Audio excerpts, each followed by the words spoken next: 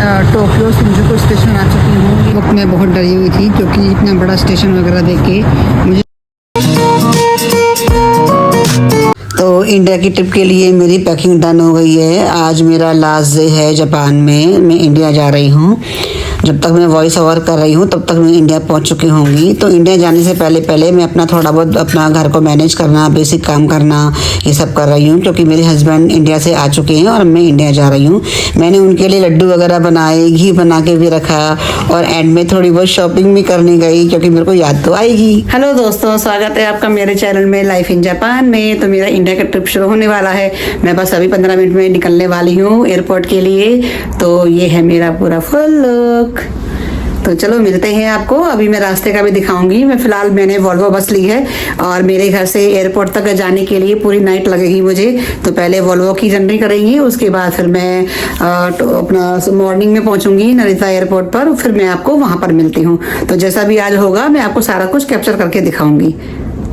तो ये है मेरा एयरपोर्ट का लुक। सोचा चलो मैं भी आपको दिखाई देती हूँ। तो चलो चलते हैं हस्बैंड के साथ। हस्बैंड ने मुझे बस स्टेशन पे ड्रॉप कर दिया था और ये मेरी वॉल्वो बस आने की जगह है। ये मेरी वॉल्वो बस आ गई है। ये नाइट की बस है और जो यहाँ की वॉल्वो बस में ये ड्राइवर जो होते हैं यही ड्राइवर वाला काम करते हैं, यही कंडक्टर वाला काम करते हैं, कोई अलग से नहीं होता। तो चलो चलते हैं अंदर से और मैं आपको अंदर का व्यू दिखाती हूँ। तो आप देख सकते हैं अंदर यहाँ पर कोई किसी से बात नहीं करता, बिल्कुल पिन ड्रॉप साइलेंट होता है और बिल्कुल अंधेरा रहता है। किसी को किसी से डिस्टर्बेंस नहीं हो। तो सीट के ऊपर एक छतरी टाइप से लगी हुई होती है, इस तरह से ये लगा हुआ होता है। और यहाँ पर ये चार्जिंग का पॉइंट और फ़ोन को लटकाने के लिए भी सुविधा दी गई होती है। और इस तरह से जब शेड कर लेते हैं ना तो आपको किसी की लाइट से कोई प्रॉब्लम नहीं होती है। वैसे भी बस चलती है तो पूरी लाइट बंद हो जाती है। जापान में मेरे घर से नरिता एयरपोर्ट पहुंचने के लिए चाहे मैं शिनकानसेन से जाऊं चाहे मैं वॉल्वो बस से जाऊं, मुझे बीच में एक चेंज करना पड़ता है। तो मैंने ये देखा कि शिनकानसेन की जगह मुझे वॉल्वो बस का सफ़र ज़्यादा इजी लगा। वहाँ पर लगेज को कैरी करने में ज़्यादा दिक्कत नहीं आती है। तो ये मेरा फर्स्ट स्टॉपेज आ गया है शिंजुकू स्टेशन टोक्यो। तो यहाँ से मैं अपनी दूसरी नरिता एयरपोर्ट के लिए बस लूँगी। तो सभी लोग अपने अपने उतर गए हैं। तो ये प्लेटफॉर्म जो है काफ़ी बड़ा है, अलग अलग फ्लोर पर है। तो जिस फ्लोर पर जहाँ पर जाने की डेस्टिनेशन होती है वहाँ पर वही बस मिलती हैं। तो इस तरह नाइट बस चलती रहती हैं। और अब मैं अपना नरिता एयरपोर्ट के लिए बस लेने के लिए आगे चलती हूँ और आपको भी दिखाती हूँ। मेरे लिए सब कुछ ही नया है, लेकिन यहाँ पर क्या है कि जगह जगह इस तरह लगा हुआ होता है। तो आप इनको फॉलो करके जा सकते हो। अब मुझे जो है ये एयरपोर्ट के लिए बस पकड़नी है तो मैं इसको फॉलो करते हुए आगे चलूँगी। मैं लिफ्ट के अंदर आ गई हूँ और ये मैंने लिफ्ट का बटन दबा दिया है। ये मेरा लगेज है और आ गया है मेरा 4th फ्लोर। ये मैं 4th फ्लोर पर आ गई हूँ। यहाँ से मुझे इधर से जाना है, इधर जाना है और यहाँ से मुझे एयरपोर्ट के लिए बस मिलेगी। तो चलो चलते हैं। इस तरह से बस स्टेशन का जो ये बहुत बड़ा बस स्टेशन है शिंजुकू का, इस तरह से देखो यहाँ पर सारी बैठने की व्यवस्था होती है। और जापान के अंदर तो आप जानते हैं जगह जगह वेंडिंग मशीन लगी हुई है। फर्स्ट टाइम जब मैंने ट्रैवल किया था, इंडिया जाने का ट्रिप था, उस वक्त मैं बहुत डरी हुई थी क्योंकि इतना बड़ा स्टेशन वगैरह देख के मुझे समझ नहीं आया था मैं कैसे कैसे मैनेज करूँगी। लेकिन जब मैंने यूज़ किया तो मुझे काफ़ी इजी लगा। जगह जगह इंग्लिश में लिखे हुए रहते हैं तो उसको फॉलो करते जाओ और चलते जाओ। तो ये मेरा लगेज है और ये मैं हूँ। सुबह के 5:30 हो रहे हैं और मैं अपनी नरिता एयरपोर्ट के लिए बस लेने के लिए जा रही हूँ। तो चलो आप भी व्लॉग के माध्यम से मेरे इस राइड को एंजॉय कीजिए। तो ये एयरपोर्ट पे जाने के लिए बस का लॉन्च है। यहाँ से आपको सारी इन्फॉर्मेशन सेंटर मिल जाता है और अगर आपके पास टिकट नहीं है तो आप यहाँ से टिकट बाय कर सकते हैं। मेरी टिकट ऑलरेडी बुक है तो मुझे एक सब लेने की ज़रूरत नहीं है। तो इस तरह से आप अपनी ये सारी एयरपोर्ट की बसेस वगैरह हैं जो नरिता एयरपोर्ट और हनीदा एयरपोर्ट पे जाती हैं और सब लोग अपना अपना बस का वेट करते हैं। यहाँ पे सिर्फ 2 ही बसें मिलेंगी आपको, नरिता या हनीदा के लिए। तो जब बस आने का टाइम होता है तो उससे पहले ही जो एम्प्लॉय होते हैं उसके एयरपोर्ट के, वो सबके लगेज को साइड में खड़ा कर देते हैं और सभी लोग लाइन से पहले बस में चढ़ते हैं। और लगेज चढ़ाने वाला काम जो होता है जो एयरपोर्ट के एम्प्लॉय होते हैं वही करते हैं और सब कुछ सिस्टमेटिक ढंग से होता है। और इस तरह से देखो लगेज को चढ़ाया जाता है। पहले सब लोग चढ़ जाते हैं और फिर एक एक करके लगेज को चढ़ाया जाता है। मैं भी अपनी बस का वेट कर रही हूँ। एक के बाद एक हर आधे आधे घंटे में बस आती रहती हैं। तो ये मेरी बस आ गई है। तो इससे पहले सारे लगेज को चढ़ा दिया गया। उसके बाद चलो मैं बस में में एंट्री करती हूँ। तो इस तरह से कुछ अंदर से नरिता एयरपोर्ट के लिए जो बसें होती हैं वो इस टाइप से होती हैं। और जापान एक लैंग्वेज कंट्री है और मुझे जापानीज़ लैंग्वेज नहीं आती है, तो इस वीडियो के माध्यम से मैं आपको ये दिखा रही हूँ कि अगर आप सोलो ट्रैवल कर रहे हैं तो उसके बावजूद भी आप सारे इंस्ट्रक्शन को अगर तरीके से फॉलो करेंगे तो आप नरिता एयरपोर्ट तक या जापान में कहीं भी सोलो ट्रैवल कर सकते हैं। और अब मैं दूसरी वॉल्वो बस लेके नरिता एयरपोर्ट के लिए निकल चुकी हूँ और कब सुबह हो गई मुझे पता भी नहीं लगा। ये मॉर्निंग का व्यू है जापान का। आप तो जानते हैं जापान में सबसे पहले सूरज निकलता है और मैं अपनी बस राइड को एंजॉय करते हुए नरिता एयरपोर्ट पे पहुँच रही हूँ।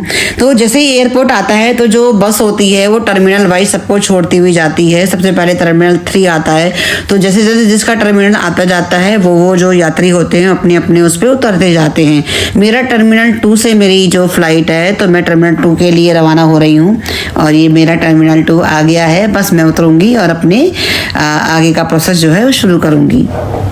मैं उम्मीद करती हूँ जो लोग जापान में ट्रैवल कर रहे हैं या करने वाले हैं उनको मेरी वीडियो के माध्यम से काफ़ी कुछ जानकारी मिली होगी कि आप लैंग्वेज कंट्री होते हुए भी आप जापान में सोलो ट्रैवल आराम से कर सकते हैं। तो मैंने एयरपोर्ट पे एंट्री कर ली है और अपना लगेज वगैरह जो है वो चेकिंग करवाते हैं। तो उसके बाद जब मैं अंदर एंट्री की मैंने अपना सारा कुछ चेक किया तो मुझे पता लगा कि अभी जो फ़्लाइट है 2 आवर्स डिले है, अभी चेकिंग टाइम शुरू नहीं हुआ है। तो मैं थोड़ा वेट करने के लिए लग गई कि चलो वेट करते हैं। सुबह के 10 o'clock बज चुके हैं और चेकिंग के लिए अनाउंसमेंट शुरू हो चुका है। तो मैंने भी अपना बैग वगैरह सारा चेकिंग वगैरह करवाया। एक बार बैग को चेकिंग करवा लेते हैं तो फिर फ्री हो जाते हैं, फिर आप अपना आगे का प्रोसेस कर सकते हैं, कुछ खाना हो या कुछ भी करना हो। तो चलो मेरे को अपना बोर्डिंग पास तो मिल गया है, तो अब हम चलते हैं। कुछ भूख भी लग रही है क्योंकि मैं पूरी रात की निकली हुई हूँ। तो पहले मेरे को लगा पहले वॉशरूम वगैरह यूज़ करते हैं। तो ये एयरपोर्ट का वॉशरूम है। जापान के तो आप वॉशरूम जानते ही हो, हाईटेक क्वालिटी के, इतने नीट एंड क्लीन होते हैं कि वर्ल्ड वाइज फेमस है जापान के टॉयलेट जो होते हैं। और एयरपोर्ट पर हो या कहीं भी जाते हैं तो बहुत ही ज़्यादा नीट एंड क्लीन होते हैं। उसके बाद हम फूड एरिया में आ गए थे क्योंकि काफ़ी ज़्यादा भूख लग रही थी। मेरा सफ़र जो है ना रात को 12 बजे शुरू हो गया था और इस वक्त 11 o'clock हो रहा है। डिक्लाइन हो गया मेरा, ये चल ही नहीं। अच्छा ये टैक्स फ्री कंट्री है क्या? सीन है। आप सोलो ट्रैवल कर रहे हो और आपको कोई फ्रेंड मिल जाए तो इससे बड़ी अच्छी बात ही क्या है, आपका सफ़र थोड़ा आसान बन जाता है।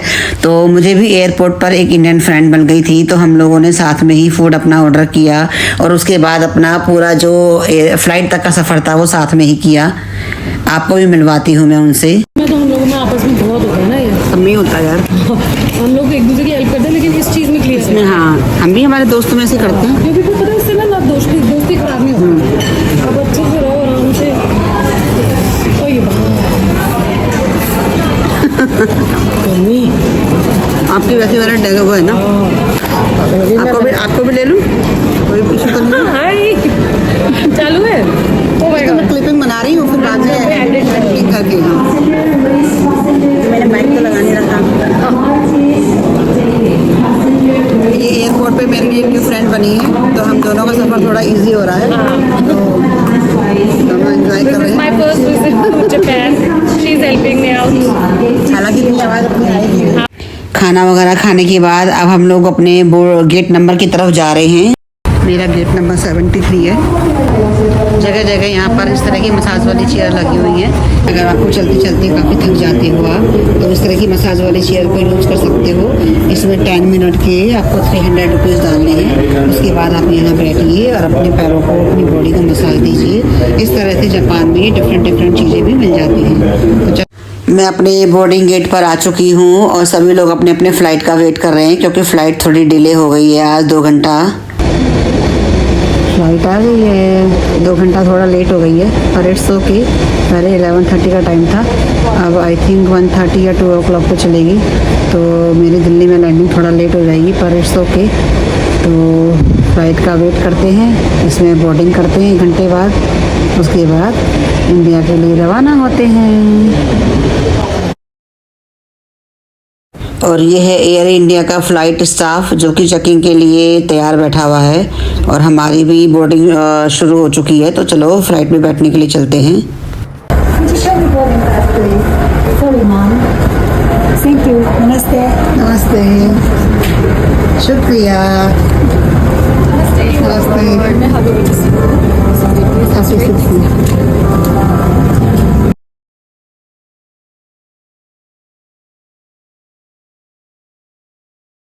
और ये मेरी फ़्लाइट टेक ऑफ हो गई है और ये मैं हूँ। ये बाहर का व्यू देख सकते हैं आप।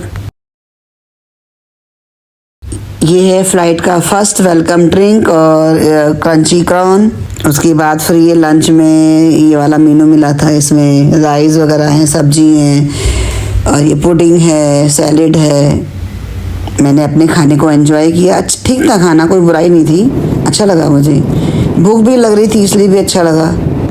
आज मेरी फ़्लाइट करीब करीब आधी खाली थी, काफ़ी कम लोग ट्रैवल कर रहे थे, तो खाना वाना खाने के बाद काफ़ी नींद आ रही थी क्योंकि 24 आवर मेरे को हो चुका था सोए हुए नहीं। तो पूरी सीट लेके 2 घंटा, ज़्यादा तो नहीं 2-1 घंटा रेस्ट किया। उसके बाद फिर ये शाम का स्नैक्स भी आ गया। फ़्लाइट डिले थी तो शाम का स्नैक्स भी था, इसमें ये काठी रोल भी था और ये केक वगैरह, जूस वगैरह जो भी था उसको एंजॉय किया। फाइनली मेरी फ़्लाइट लैंड हो गई है इंडिया। तो मैं आ चुकी हूँ इंडिया। आप मेरी वॉइस ओवर के एक्साइटमेंट से भी समझ ही रहे होंगे कि अपना देश आने का खुशी अलग ही होती है। आप कहीं भी रहो, कहते हैं ना नींद अपने बिस्तर पर ही आती है। तो इंडिया में आने का एक अलग ही एक्साइटमेंट लेवल होता है। अपने फूड को एंजॉय करना, अपने लाइफ को एंजॉय करना, अपने फैमिली मेम्बर्स से मिलना जुलना, अपने फ्रेंड सर्कल में मिलना। तो ये है दिल्ली का एयरपोर्ट। तो कैसा लगा आपको मेरा ये वाला व्लॉग? अगर आपको मेरा ये व्लॉग अच्छा लगा है तो प्लीज़ वीडियो को लाइक करें, कमेंट करें और सब्सक्राइब करें। मैं अपने बैग को कलेक्ट करने के लिए आ चुकी हूँ और आपने अगर मेरे वीडियो को अगर एंजॉय किया है तो प्लीज़ वीडियो को लाइक करके ज़रूर जाएं। मिलते हैं अगली वीडियो में। Bye bye.